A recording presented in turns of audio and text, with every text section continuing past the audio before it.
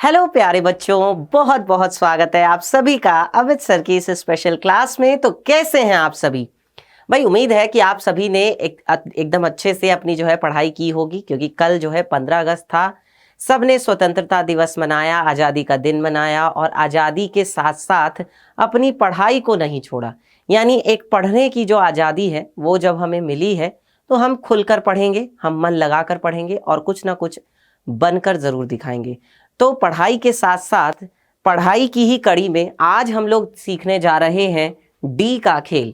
अब आप सोच रहे होंगे कि ये डी का खेल क्या है। यहाँ पर डी जो है, कैपिटल डी, ये किसके बारे में बता रहा है? तो भाई हमारा जो चैप्टर चल रहा था बच्चों, वो चल रहा था द्विघात समीकरण। तो आज की क्लास में हम लोग द्विघात समीकरण के विविक्त कर यानी कि कैपिटल डी के बारे में बात करेंगे, ठीक है।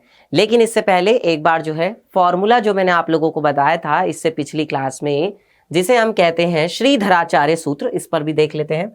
तो हमारी जो समीकरण होती है बच्चों, वो क्या होती है? द्विघात की व्यापक समीकरण होती है ax² प्लस bx प्लस का c बराबर 0। ये होती है हमारी द्विघात की व्यापक समीकरण। अब इसमें मैंने आपको बताया था कि कंडीशन होती है बेटा a 0 के बराबर नहीं होना चाहिए। ये मैं आपको पिछली क्लास में बता चुका हूं कि ऐसा क्यों होता है, क्योंकि अगर a 0 हो जाएगा तो फिर ये आपकी द्विघात समीकरण नहीं रहेगी, वो फिर रैखिक समीकरण बन जाएगी।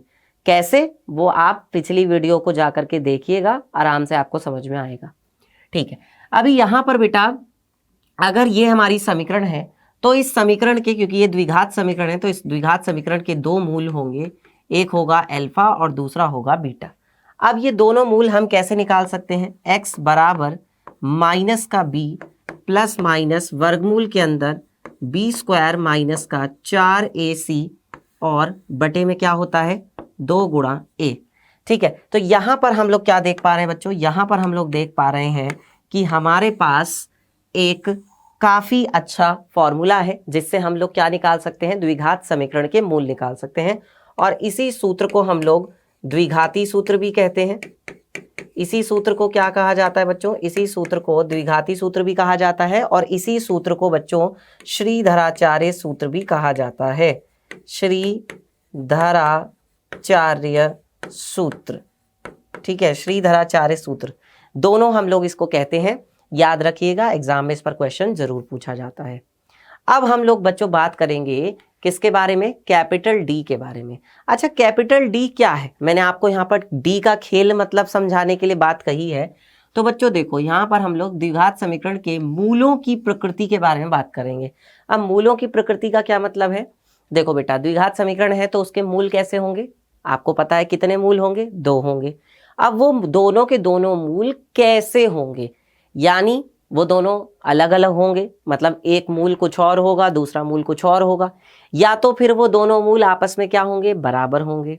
और दो बात और होती हैं कि वो दोनों मूल वास्तविक होंगे या वो फिर दोनों मूल काल्पनिक होंगे। एक बात ये भी है, देखो बेटा, हम लोग क्लास 10th में सिर्फ वास्तविक मूलों के बारे में बात करेंगे, काल्पनिक मूलों की बात नहीं करेंगे। काल्पनिक मूलों के बारे में हम लोग क्लास 11th में, पूरा चैप्टर है द्विघात समीकरण, वहां पर पढ़ेंगे। यहां हम सिर्फ किसके बारे में बात करेंगे? वास्तविक मूलों की। तो हमारी द्विघात की व्यापक समीकरण क्या होती है? ax² plus bx plus c बराबर 0। ये क्या होती है बच्चों? ये होती है हमारी द्विघात की व्यापक समीकरण। ये द्विघात की व्यापक समीकरण है कि सर है, ठीक है। इसमें क्या होता है बच्चों? अब देखो, जो ये व्यापक समीकरण है, इसमें हमें जो समीकरण दी जाती है उससे तुलना करके हम a का मान, b का मान और c का मान, इन तीनों का मान निकाल लेते हैं। इससे हम तुलना करके किन तीनों का मान निकाल लेते हैं? a, b और c, तीनों का मान हम लोग निकाल लेते हैं। समझ में आ रही है बात इतनी? a का मान, b का मान, c का मान, तीनों का मान हम लोग निकाल लेते हैं कि सर निकाल लेते हैं। अब इसके बाद क्या होता है बच्चों? देखो, जब हम a, b, c तीनों के मान निकाल लेते हैं तो हमारे पास एक चीज आती है जो कि क्या होती है? b² माइनस का 4ac। ये एक चीज होती है b² माइनस का 4ac। अच्छा देखो, जो श्रीधराचार्य जी ने सूत्र बताया था, क्या बताया था श्रीधराचार्य जी ने सूत्र? x बराबर माइनस का b प्लस माइनस वर्गमूल के अंदर b² माइनस का 4ac और बटे में क्या होता है बटे में होता है 2 गुणा ए। तो यही तो फॉर्मूला बताया था, यही तो सूत्र बताया था श्रीधराचार्य जी ने। तो बच्चों अगर आप ध्यान से देखेंगे तो ये देखिए, ये रहा आपका बी स्क्वायर माइनस के 4ac, जो वर्गमूल के अंदर है ना, वर्गमूल के अंदर क्या है, बी स्क्वायर माइनस के 4ac। तो यही जो बी स्क्वायर माइनस के 4ac है, इसको बच्चों हम लोग बोलते हैं विविक्त कर। क्या कहते हैं बच्चों इसको हम लोग? विविक्त कर। विविक्त कर कहते हैं हिंदी में, और इंग्लिश में हम इसको क्या बोलते हैं बच्चों? इंग्लिश में क्या कहा जाता है इसको? इंग्लिश में इसको कहा जाता है डिस्क्रिमिनेंट। डिस्क्रिमिनेंट। अब जो डिस्क्रिमिनेंट वर्ड है, इसका ये जो कैपिटल डी है, इससे हम लोग इसको दिखाते हैं, यानी बी स्क्वायर माइनस 4ac, ये क्या होता है? यही बच्चों हमारा कैपिटल डी होता है। अब डी के लिए होती हैं 2-3 कंडीशन, वो हम लोग यहाँ पर चेक करेंगे। पहले तो मैंने आपको डी के बारे में बताया, यानी इसी फॉर्मूले को हम देखो कैसे लिख सकते हैं। अब देखो यहीं पर हम इस फॉर्मूले को ऐसे भी लिख सकते हैं, ध्यान देना, हम इस फॉर्मूले को ऐसे भी लिख सकते हैं, एक्स बराबर माइनस का बी प्लस माइनस वर्गमूल के अंदर, देखो बी स्क्वायर माइनस 4ac क्या है बेटा? बी स्क्वायर माइनस 4ac, तो हम कैपिटल डी कहते हैं इसको। इसको हम लोग क्या कहते हैं? कैपिटल डी कहते हैं। और अपॉन में क्या होता है? 2 गुणा ए।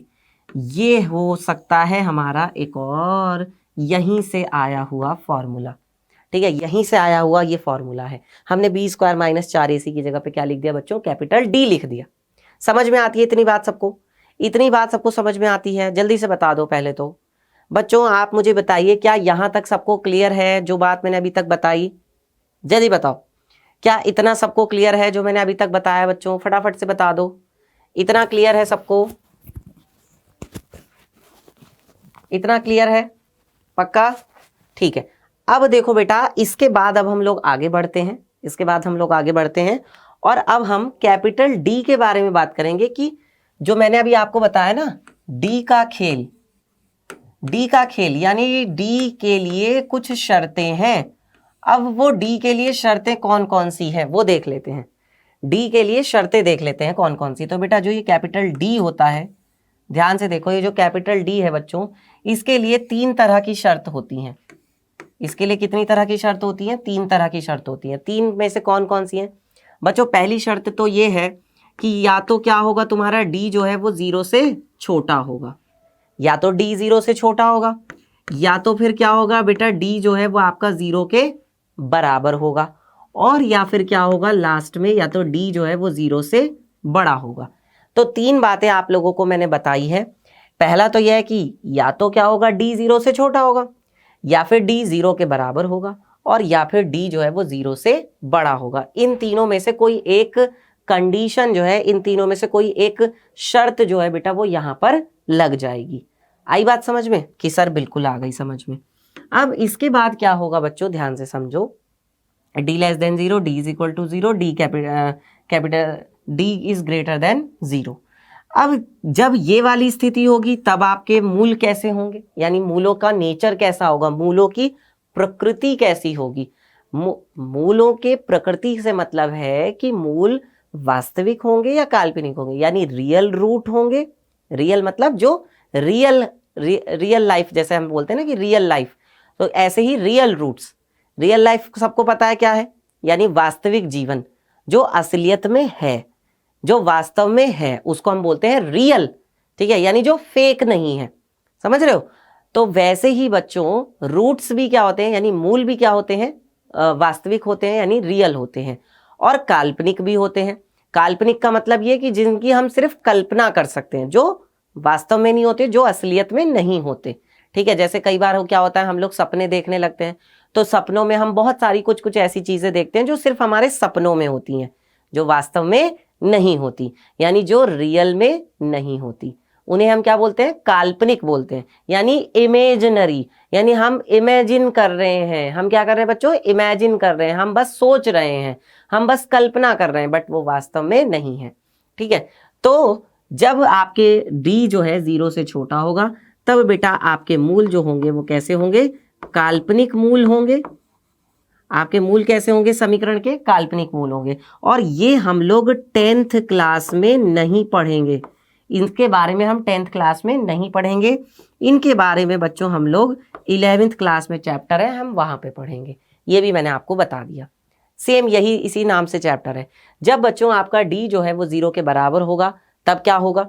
तो भाई अगर डी 0 के बराबर होगा तो बेटा सबसे पहली बात तो ये है कि मूल आपके क्या हो जाएंगे? बराबर हो जाएंगे। दोनों के दोनों मूल क्या होंगे बच्चों? बराबर होंगे। बराबर होने पर मूल कैसे होंगे? बराबर। अगर डी 0 के बराबर तो मूल बराबर, डी और 0 बराबर तो मूल भी बराबर। आई बात समझ में? ऐसे याद रखो, डी और 0 बराबर तो मूल भी बराबर, है ना। और मूल कैसे होंगे?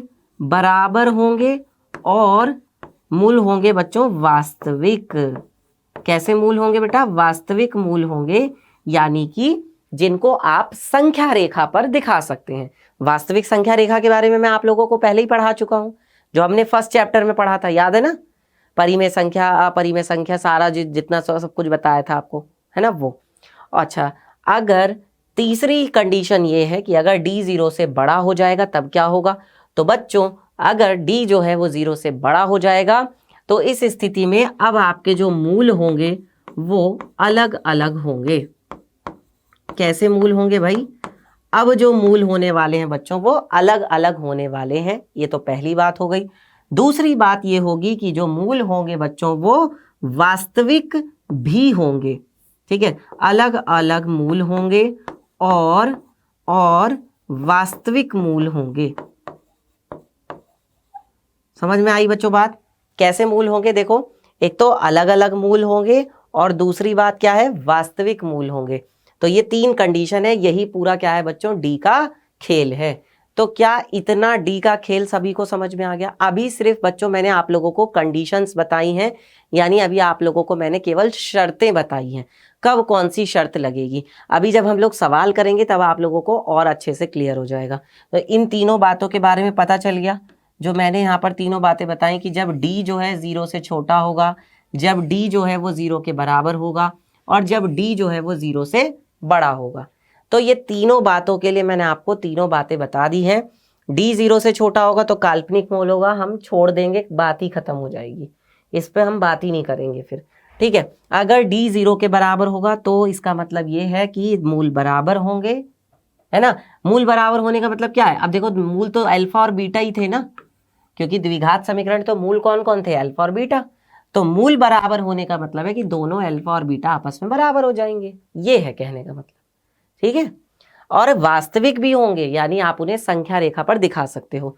अगर डी बच्चों 0 से बड़ा हो जाएगा तब मूल अलग अलग हो जाएंगे, यानी अल्फा का मान कुछ और होगा और बीटा का मान जो है वो कुछ और होगा। ये बात है, अल्फा और बीटा अलग अलग होंगे। ठीक है, और मूल जो है वो कैसे होंगे? वास्तविक। तो वास्तविक 2 कंडीशन में आ रहे हैं, 2 स्थितियों में मूल जो है बेटा वास्तविक होते हैं, एक यहाँ और एक यहाँ, ये ध्यान रखना। ठीक है, ऐसे कंडीशन पूछी जाती है, तुम लोग मजाक में मत लेना इस चैप्टर को, इस पूरे टॉपिक को आप लोग मजाक में नहीं लीजिएगा, सीरियसली ले लेना इस पूरे टॉपिक को। तुम्हें हो सकता है कि तुम लोगों को अभी मन में पता नहीं क्या क्या चल रहा होगा, लेकिन मैं बता दूं बेटा, यहां से आपकी बोर्ड परीक्षा में 100% सवाल पूछा जाने वाला है। ठीक है, 100% एक क्वेश्चन तो पूछा ही जाएगा कि निम्न द्विघात समीकरण के मूलों की प्रकृति बताइए, नेचर बताओ कैसे होंगे। समझ में आ रहा है? इतना सबको क्लियर है? चलें आगे, चलो आगे बढ़ते हैं।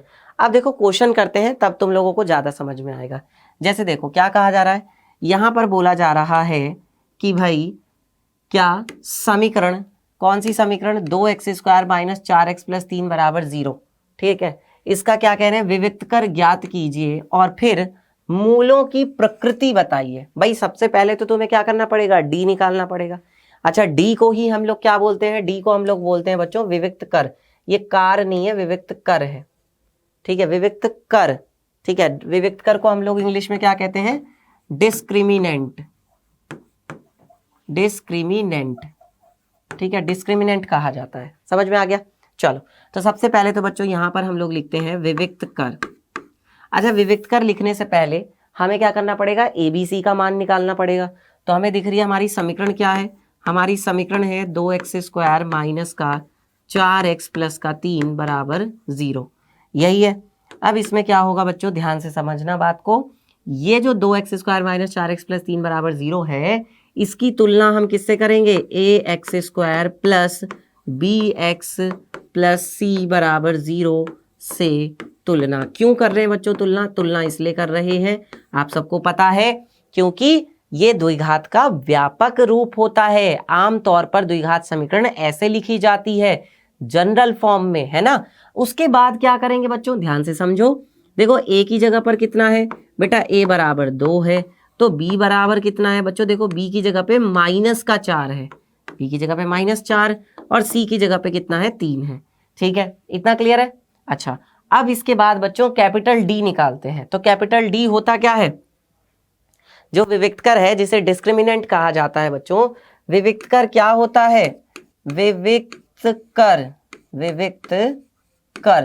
विविक्तकर जिसको हम बोलते हैं कैपिटल D, ये होता है हमारे पास b² माइनस का 4ac। यानी क्या हो जाएगा, देखो b का मान कितना है हमारे पास, b है -4। ठीक है, तो -4 का क्या कर देंगे, स्क्वायर, -4 गुणा a और c। तो a कितना है 2, c कितना है 3, तो यहाँ पे लिख देते हैं 2 और 3। अब कितना हो जाएगा, देखो -4 का स्क्वायर, 4 चौक 16, 4 दूनी 8, 8 तिया 24। तो जब घटाएंगे बेटा प्लस माइनस माइनस, 24 में से 16 जाएगा तो माइनस का 8 आ जाएगा, सबको पता है। यानी d बराबर कितना आ गया आपके पास, d बराबर आ गया -8। अब मुझे ये बताओ, ये -8 जो है ये तो 0 से छोटा है ना बेटा, -8 0 से तो छोटा होता है, तो इसका मतलब हम लिख सकते हैं कि कैपिटल D का मान 0 से क्या है, छोटा है। चूंकि कैपिटल D का मान क्या है भाई, 0 से छोटा है, तो तुमने पहले विविक्तकर निकाल दिया। अब तुम इसकी प्रकृति बताओ, जो शर्त है उस शर्त देख करके। अगर D का मान 0 से छोटा होता है, इसका मतलब मूल कैसे होंगे, इसलिए समीकरण के मूल काल्पनिक होंगे। समीकरण के मूल कैसे होंगे भाई, समीकरण के मूल काल्पनिक होंगे। और साथ ही साथ आप यहां पर ये लाइन भी लिख देंगे। कौन सी लाइन लिख दोगे भाई बताओ, साथ ही साथ ये लाइन लिख देंगे कि हम इसके मूल नहीं बता सकते भाई, है ना, हम इसके मूल अभी नहीं ज्ञात कर सकते, क्योंकि मूल कैसे हैं, काल्पनिक है। बात ही खत्म हो गई। ठीक है, अब हमें मूल निकालने की जरूरत नहीं है, सिर्फ प्रकृति बतानी थी, वो हमने बता दी। ठीक है, डी निकालना था, हमने डी निकाल दिया, मूलों की प्रकृति बतानी थी, वो हमने बता दी। अब बताइए, यहां तक सबको समझ में आ गया, इतना सबको क्लियर है बच्चों? पहले मुझे ये बताओ, अभी सिर्फ मैंने एक क्वेश्चन कराया बच्चों, अच्छे से सीख लो, ये बहुविकल्पीय सवालों में 1 नंबर में जरूर पूछते हैं। ठीक है, 1 नंबर में, समझ में आ रही है बात। मूलों की प्रकृति बताइए, निम्न द्विघात समीकरण के मूल कैसे होंगे, या आपको ऐसे भी क्वेश्चन दे देते हैं, मैं आपको बता देता हूं किस तरीके से सवाल पूछा जाता है, मैं आपको यहाँ पे लिख के बता देता हूं। देखो ऐसे कि द्विघात समीकरण, है ना, ऐसे लिख देते हैं, किसी द्विघात समीकरण, किसी द्विघात समीकरण के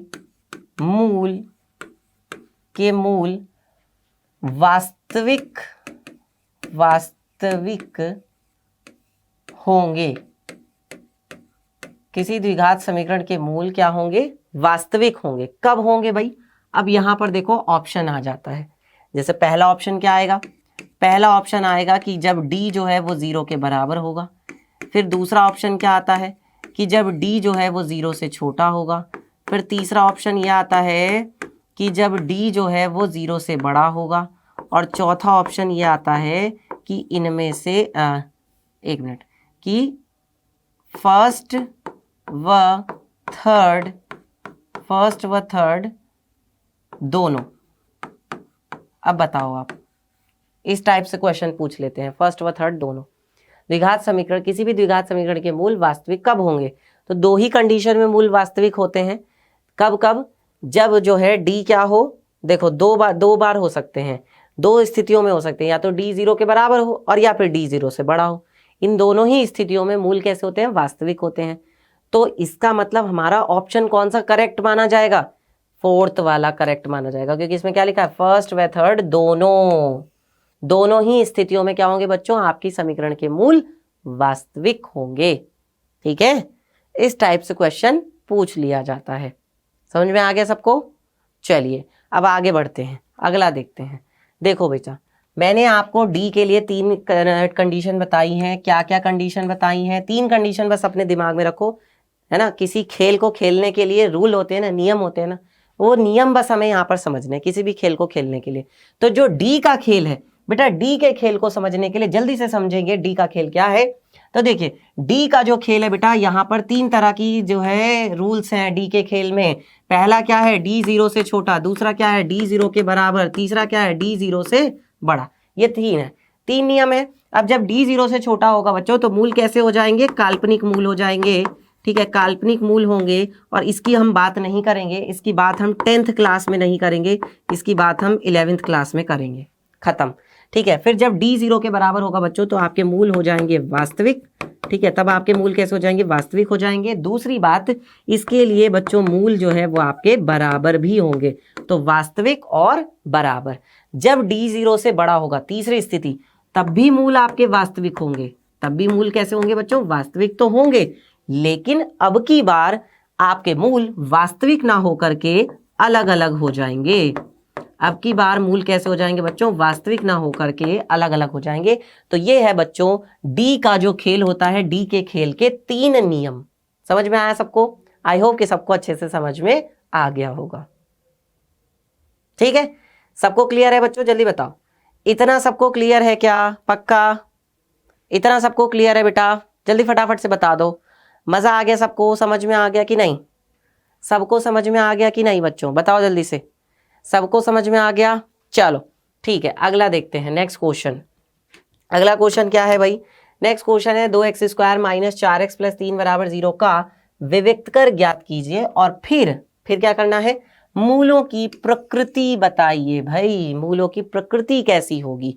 तो देखो, एक बात समझो जरा ध्यान से। यहां पर क्या है बच्चों? आपको समीकरण क्या दी गई है?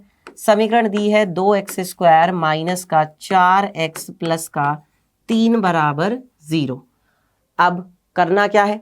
सबसे पहला काम तो ये है कि इसकी तुलना करनी होगी। किससे तुलना करोगे? ax² + k bx + k c = 0 से। इससे तुमने तुलना की, तो तुलना से क्या हो जाएगा? a की जगह पे कितना है? 2 है। b की जगह पे कौन है? b की जगह पे बेटा -4 है। c की जगह पे कितना है? 3 है। a, b और c तीनों हैं आपके पास। अच्छा, अब बेटा जो आपका विविक्त कर है, यानी कि जिसको हम लोग क्या कहते हैं? विविक्त कर। विविक्त कर जिसको हम लोग कहते हैं बच्चों कैपिटल डी, यानी डिस्क्रिमिनेंट। इंग्लिश में भी पता होना चाहिए तब क्या ये वर्ड आया कहां से है। तो इंग्लिश का वर्ड है डिस्क्रिमिनेंट।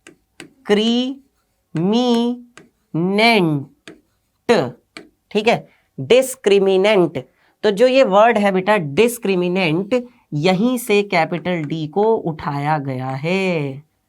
डिस्क्रिमिनेंट, डिस्क्रिमिनेंट का मतलब जो क्या करता है? भेदित करता है, यानी अंतर बताता है। ठीक है, जो क्या बताता है बेटा? प्रकृति बताता है, नेचर बताता है, उसको हम बोलते हैं डिस्क्रिमिनेंट, यानी कि भेद करने वाला, है ना। भेद करने वाला मतलब अलग अलग जो फर्क है, फर्क बताने वाला एक तरह से। ठीक है, तो वो चीज है। तो जो विविक्त कर है बेटा डी, वो कितना होता है? b² - 4ac। अब यहां पर आपको केवल क्या रखना है बच्चों? मान रख देना है। तो बताओ b की वैल्यू कितनी है? -4। यहाँ पे रख देते हैं, तो ये कितना आ जाएगा आपके पास? -4 का स्क्वायर -4 गुणा में a का मान कितना है बेटा? 2। c का मान कितना है? 3। 2 गुणा 3, तो -4 चौक कितना होता है? 16। ठीक है, 4 चौक कितना होता है भाई? 16 माइनस, और ये कितना हो जाएगा? 4 दूनी 8, 8 तिया 24। ये आ गया आपके पास 24। तो बेटा अब क्या हो जाएगा? देखो घटाएंगे तो ये तुम्हारे पास आ जाएगा -8। ये क्या आ गया? डी आ गया। अब मुझे बताइए डी तो क्या है? जो यहाँ पर डी है हमारा -8, वो तो 0 से छोटा है। तो जब डी जो है वो 0 से छोटा है, क्योंकि हम क्या कह सकते हैं कि हमारा डी जो है वो कितना है? 0 से छोटा, क्योंकि -8 है। भाई जितनी भी ऋणात्मक संख्याएं होती हैं, जितने भी नेगेटिव नंबर्स होते हैं, वो तो क्या होते हैं? 0 से छोटे होते हैं, सबको पता है ना। तो इसका मतलब बेटा ये जो -8 है, ये क्या है भाई? -8 जो है वो 0 से छोटा है। और -8 है क्या? -8 कैपिटल डी ही तो है। -8 क्या है? Capital D. तो यानी कैपिटल डी जो है वो 0 से छोटा है। अगर डी 0 से छोटा है बेटा, तो मूल कैसे हो जाएंगे? तो मूल हो जाएंगे आपके काल्पनिक मूल होंगे, और बस हम यहीं पर बात खत्म कर देंगे। इसके बाद आगे हम चर्चा नहीं करेंगे। कई बार ऐसा भी सवाल आता है बच्चों, 2 या 3 नंबर में पूछ लेते हैं। मैं आपको बता देता हूँ 2 या 3 नंबर में कैसे पूछते हैं कि निम्न द्विघात समीकरण के मूलों के लिए मतलब कि विविक्त कर निकालो। निम्न द्विघात समीकरण का विविक्त कर निकालिए, फिर मूलों की प्रकृति बताइए। अगर इस समीकरण के मूल संभव हैं तो फिर मूल भी बता दो, फिर आपसे वो मूल भी निकलवा लेते हैं। आई बात समझ में? ये पूरा का पूरा तरीका है। चलो देखते हैं क्वेश्चन। और क्या कह रहे हैं? समीकरण 6x² - x - 2 = 0 का विविक्त कर ज्ञात कीजिए। पहले विविक्त कर ज्ञात करना है और फिर क्या बतानी है? मूलों की प्रकृति ज्ञात कीजिए। ठीक है। और अगर संभव है, यहाँ पे आप क्वेश्चन बढ़ा सकते हैं, और यदि संभव हो, यदि कंडीशन है इसमें भी, अगर पॉसिबल हो, क्योंकि देखो अगर काल्पनिक हो जाएंगे मूल, बेटा अगर मूल हो जाएंगे काल्पनिक तब तो हम बात ही नहीं करेंगे, तब तो हम मूल नहीं निकालेंगे, क्योंकि हम अभी 10th में हैं, हम काल्पनिक मूलों के बारे में नहीं पढ़ रहे हैं। ठीक है, तो वहां हम बात ही नहीं करेंगे। लेकिन अगर संभव हो, इसका मतलब क्या है? अगर मूल वास्तविक होंगे तो फिर क्या करना है?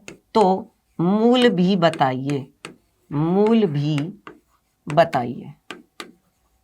ये हो गया बेटा आपका एक सवाल। तब आपको क्या करना है? यदि संभव हो तो मूल भी बताइए। ठीक है, तो करते हैं। चलो कैसे करेंगे? सबसे पहले तो समीकरण लिख लेते हैं।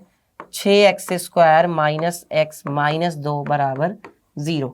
ठीक है, ये वो क्वेश्चन है बेटा जो छठे छठाए क्वेश्चन है। छठे छठाए मतलब कि यही सवाल हर बार पूछे जाते हैं।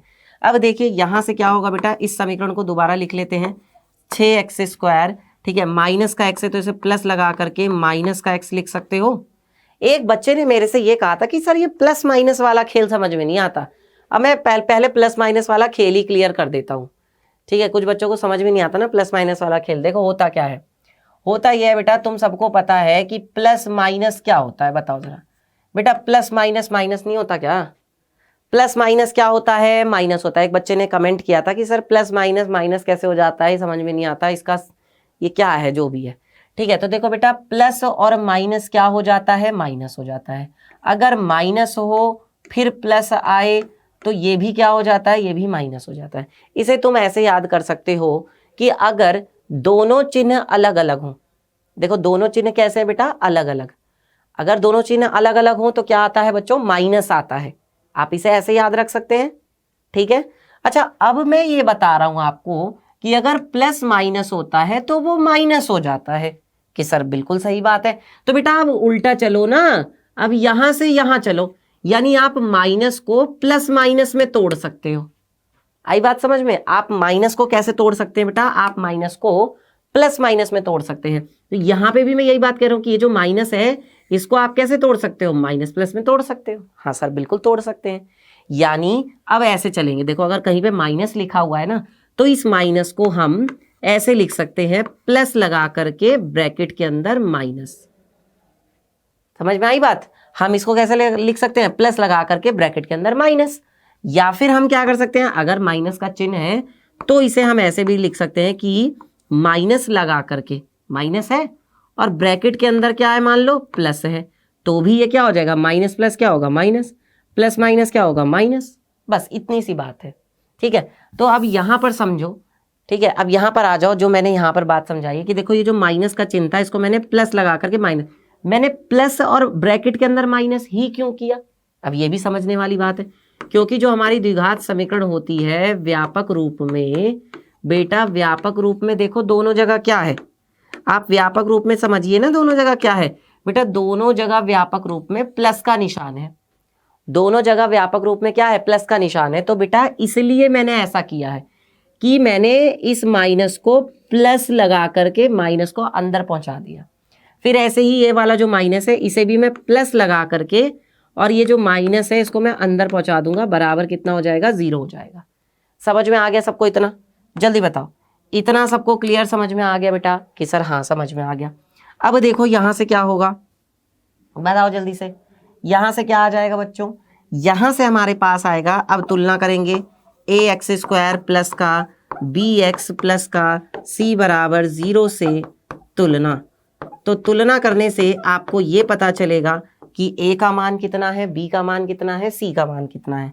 तो बताओ ए बराबर कितना है कि सर 6 है, बी बराबर कितना है बेटा कि बी की जगह पे यहाँ पर -1 है, बी की जगह पे कितना है यहाँ पे -1, सही है, क्योंकि x की गुणा किससे हो रही है, -1 से हो रही है, ठीक है। और c की जगह पे कितना है बेटा, यही तो है c -2, तो हम यहाँ पे लिख सकते हैं c की जगह पे है -2। तो यानी कि हमारे पास जो विविक्त कर है वो क्या हो जाएगा, विविक्त कर। बेटा विविक्त कर जो है यानी जिसे हम क्या कहते हैं, कैपिटल D कहते हैं, तो विविक्त कर D बराबर क्या हो जाएगा, b² - 4ac, यानी ये हमारे पास कितना हो जाएगा बेटा, देखो विविक्त कर b का मान कितना है, -1 है, तो -1 का स्क्वायर फिर -4 गुणा में a की वैल्यू कितनी है बेटा, a की वैल्यू है 6, और c की वैल्यू कितनी है भाई, c की वैल्यू है हमारे पास -2, तो यहाँ से कितना हो जाएगा, -1 का स्क्वायर प्लस 1 होगा, माइनस ये वाला माइनस और ये वाला माइनस, माइनस माइनस क्या हो जाएगा, प्लस हो जाएगा। बेटा माइनस माइनस क्या होता है, माइनस माइनस होता है प्लस। 4 6 24, 24 दूनी कितना हो गया 48, ठीक है, तो 48 और 1 कितना हो गया 49, ठीक है, 4 6 24, 24 दूनी 48, ठीक है, और माइनस माइनस क्या हो गया, प्लस हो गया, तो 48 और 1 कितना हो गया 49। ये तुम्हारे पास क्या आ गया बच्चों, डी आ गया, ये कितना आ गया डी, ठीक है। तो हम क्या देख पा रहे हैं भाई, डी जो है वो तो 49 है, और हम सबको पता है कि 49 जो है भाई वो तो क्या होता है, 0 से बड़ा होता है ना, 49 तो 0 से बड़ा है, इसका मतलब डी 0 से बड़ा है। अगर डी 0 से बड़ा है इसका मतलब क्या हुआ, इसका मतलब ये हुआ कि आपके जो मूल हैं बच्चों वो कैसे होंगे, आपके मूल वास्तविक होंगे और अलग अलग होंगे, वास्तविक और अलग अलग होंगे। ये हमने इसकी क्या बता दी, प्रकृति बता दी। पहले हमने विविक्त कर निकाल दिया और फिर विविक्त कंडीशन से हमने जो है प्रकृति बता दी, उसके नेचर बता दिए। अब इसमें एक सवाल अभी रह रहा है, ये सवाल अभी पूरा नहीं हुआ। क्वेश्चन ये है, वो कह रहे हैं कि इसके मूल भी बताइए अगर संभव हो। तो भाई मूल कैसे हैं, वास्तविक है, यानी मूल संभव तो है। अब हम निकाल तो सकते हैं क्योंकि वास्तविक मूल है ना, तो बस निकाल देते हैं। तो भाई डी का फॉर्मूला क्या बताया मैंने, अच्छा देखिए श्रीधराचार्य सूत्र क्या बताया था, श्रीधराचार्य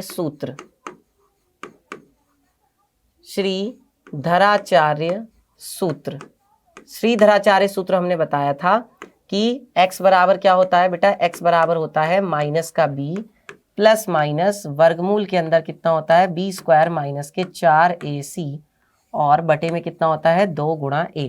तो बच्चों x बराबर क्या हो जाएगा, -b, ठीक है, प्लस माइनस। ध्यान दो बेटा, वर्गमूल के अंदर क्या बताया था मैंने, इसको क्या लिख सकते हो, ये b² - 4ac, यही तो क्या है, यही तो तुम्हारा कैपिटल D है, बताया था ना अभी। तो b² - 4ac है वर्गमूल के अंदर, इसको हम क्या लिख सकते हैं, कैपिटल D लिख सकते हैं, और बटे में क्या है 2 गुणा a, ठीक है। और ये तो तुमने अभी निकाला ही है। देखो b का मान कितना है बच्चों, b का मान है तुम्हारे पास, ये रहा, b का मान कितना है -1 है ना, b की वैल्यू कितनी है बेटा, b की वैल्यू है -1, तो यहाँ तुमने लिख दिया b की जगह पे -1 प्लस माइनस। अच्छा d भी हम लोग निकाल चुके हैं, तो वर्गमूल के अंदर d हमने कितना निकाला है बेटा, d हमने निकाला है 49, तो यहाँ पे हमने लिख दिया 49 और बटे में कितना आ जाएगा 2 गुणा a, और a का मान कितना है बेटा, a का मान देखो यहाँ पर ये रहा 6, 2 गुणा कितना आ जाएगा 6 आ जाएगा। तो बस सॉल्व कर लेते हैं इसको, x बराबर माइनस माइनस क्या हो जाएगा +1 हो जाएगा, और ये हो जाएगा प्लस माइनस 49 का वर्गमूल हो जाएगा 7 और 2 छिक्का होते हैं 12, ठीक है। तो भाई x बराबर कितना आएगा, देखो एक बार आप क्या करोगे प्लस वाला साइन ले लोगे, एक बार प्लस वाला साइन लेंगे तो x बराबर कितना हो जाएगा 1 + 7 और बटे में कितना 12, 7 और 1 कितना हो गया 8, 8 बटे 12, ठीक है। यानी x बराबर कितना आ जाएगा, 2 से काटेंगे या 4 से काट दो, 4 दूनी 8, 4 तिया 12, एक तो ये आ गया x बराबर 2/3।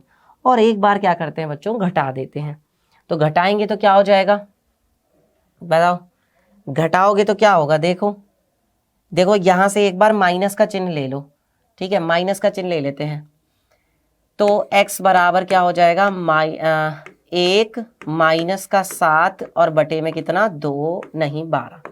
तो x बराबर क्या हो जाएगा 7 में से 1 गया माइनस का 6 बटे 12, यानी x बराबर कितना हो जाएगा 6 एकम 6, 6 दूनी 12। x बराबर कितना आ गया माइनस का 1 बटे 2। क्या बोला गया था, मूल कैसे होंगे, अलग अलग। अलग अलग है या नहीं है? एक तो आ रहा है माइनस का 1 बटे 2 और एक आ रहा है आपका 2 बटे 3, तो मूल अलग अलग तो है। और दोनों ही मूल कैसे हैं बच्चों, वास्तविक हैं, जिन्हें आप संख्या रेखा पर दिखा सकते हैं। इतना सबको समझ में आ गया बच्चों?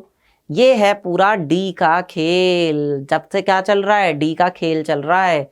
कितने लोगों को डी का खेल समझ में आ गया? पबजी तो तुम लोगों को बहुत जल्दी समझ में आ गया था, है ना। फ्री फायर तो तुम लोगों को बहुत जल्दी समझ में आ गया था। लूडो तो तुम्हें बहुत जल्दी समझ में आ गया था। और पता नहीं कौन कौन से गेम है, ब्लू व्हेल और पता नहीं ये वो पता नहीं क्या क्या है, इतने जो गेम हैं वो तो तुम्हें बहुत जल्दी समझ में आ गए थे। तो क्या डी का गेम समझ में नहीं आया? क्या डी का खेल समझ में नहीं आया? बताओ, आया कि नहीं आया? आ गया ना समझ में? चलिए तो आगे बढ़ते हैं भाई। अब ये सवाल हम लोग कर चुके हैं, ठीक है। नेक्स्ट क्वेश्चन करते हैं।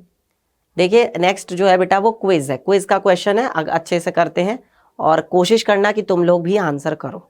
ये जो क्वेश्चन है ये आप लोगों के होमवर्क का क्वेश्चन है और इसका आंसर आप लोग मुझे कमेंट करके बताएंगे, ठीक है। ये आपके बेटा होमवर्क का सवाल होगा, आप लोग मुझे इसका आंसर कमेंट करके बताएंगे कि कौन सा ऑप्शन या क्या होगा इसका आंसर, ठीक है।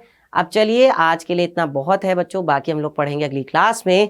तब तक अपना ध्यान रखिए, अपनी पढ़ाई को बिल्कुल मत रोकना, अच्छे से अपनी पढ़ाई करते रहो, अपना ध्यान रखो और सेल्फ स्टडी करो।